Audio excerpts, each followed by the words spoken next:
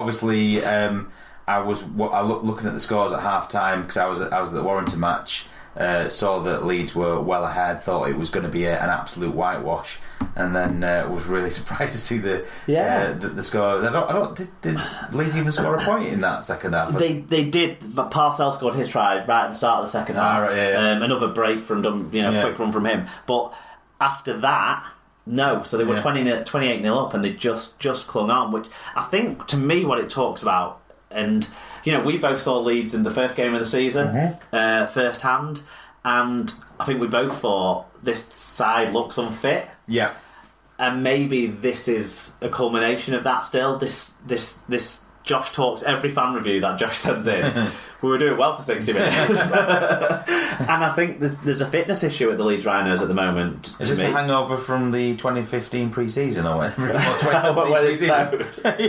All I know is there feels like a fitness issue. Normally you would expect a team who takes that sort of a lead to really push on in the second half in the third game of the Easter spell sort of thing, because the other team was going to fatigue. And it's a team who showed that they could put up some shit defence in the second half of games over the 2 weeks before, when they went for over 50 with a lot of tries being scored against them in second halves.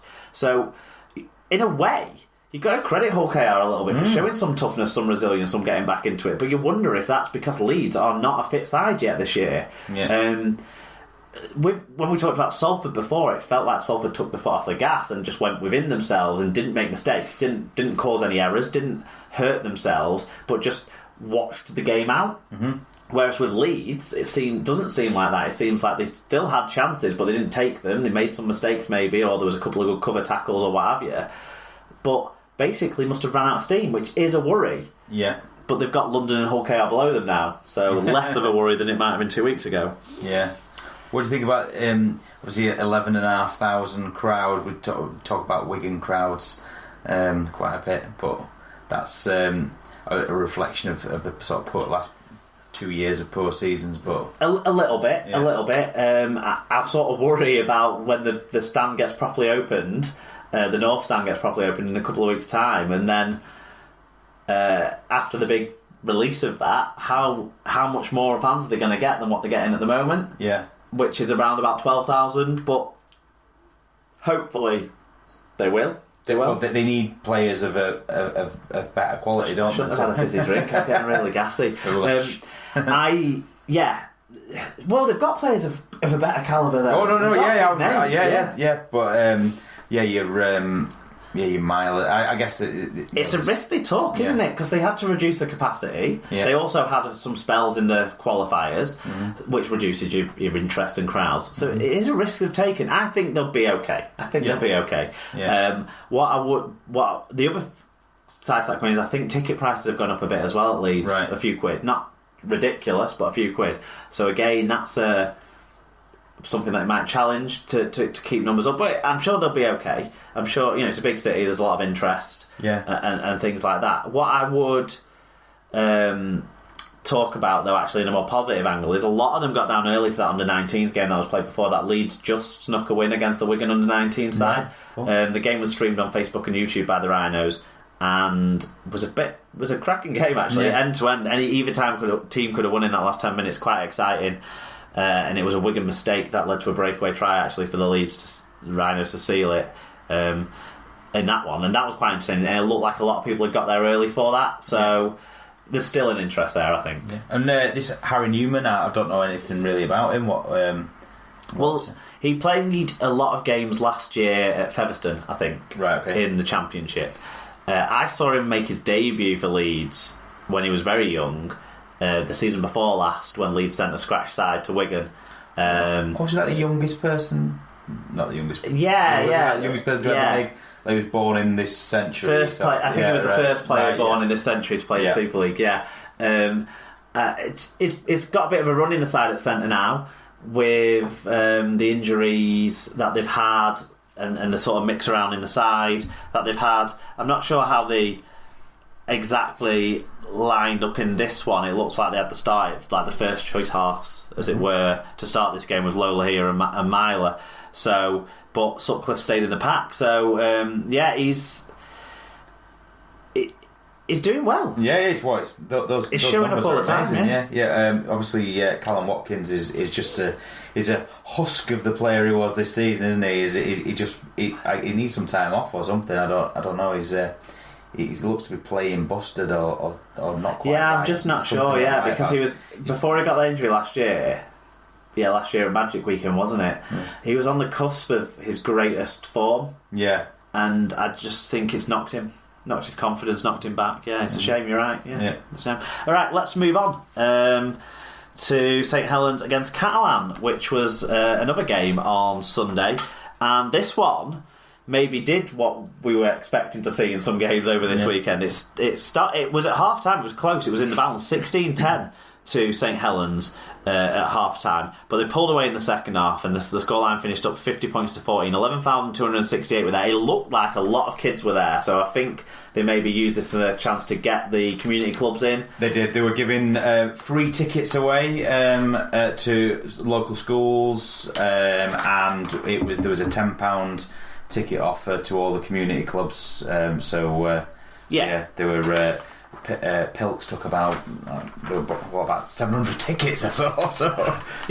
So taking an opportunity to give something back to the community clubs at a game that wouldn't necessarily be your biggest intended otherwise. So well done to them on that one, I'd say. Robert Hicks was the referee.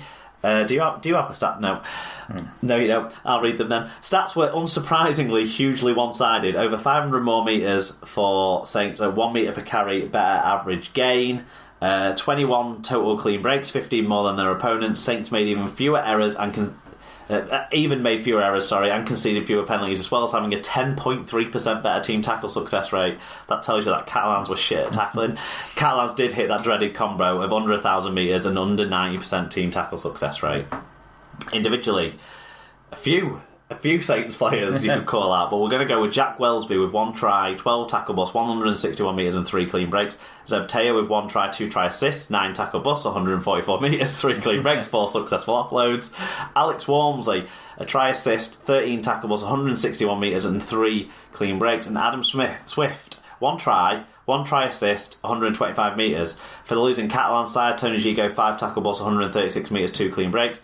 Julian Bousquet, 103 metres. Alric da Costa, 53 tackles. Braden Williami, 2 tries, 5 tackle busts, 2 clean breaks. Cool. Right, so Malcar Mateos said, half-time team talk karma, Steves. You sure told them. Push him out of the plane over Biscay. No shoot, though. No shoot! St David said, thought Catalan's experience would be too much for a very useful Saints side with 8 out, including the whole spine. What do I know? The young lads were quite brilliant. Richardson, Wellesby, Lees, Ashworth and Smith led the way for the next generation. Additional highlight was Tompkins getting smashed by Walmsley twice in 5 minutes. Some sort of sticky out tongue face. Onwards. Yeah, it was a... shocking. But closer. It looked like it potentially was in the balance. But again, with so many young players, I think, like St David said, you might have expected that it would have been closer, or that maybe even Catalans might have even nicked a win. But it was the same, I think, against Hull KR as well, when Justin Holbrook played more young players.